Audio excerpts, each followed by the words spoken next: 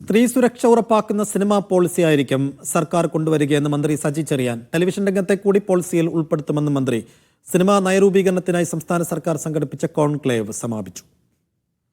Cinema മേഖലയിൽ സമഗ്രമായ മാറ്റത്തിന് വഴിയൊരുക്കുക എന്ന ലക്ഷ്യത്തോടെയായിരുന്നു അഭിപ്രായ രൂപീകരണത്തിനായി സംസ്ഥാന സർക്കാർ സംഘടിപ്പിച്ച കോൺക്ലേവ്. വൻ വിജയമായിരുന്നു കോൺക്ലേവ് എന്ന് മന്ത്രി സജി ചെറിയാൻ.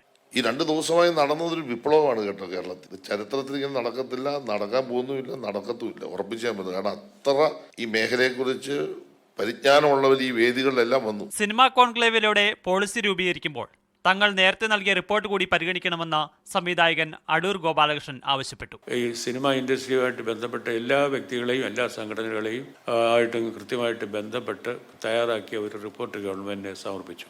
അതിപ്പോൾ വർഷങ്ങളായി അതിൽ ഒരു ശുപാർശ പോലും ഇന്നുവരെയും നടപ്പാക്കിയിട്ടില്ല. വിദേശ രാജ്യങ്ങളിൽ നിന്നടക്കം സിനിമാ മേഖലയിലെ നിരവധി പ്രമുഖരാണ് കോൺക്ലേവിന്റെ ഭാഗമായത്.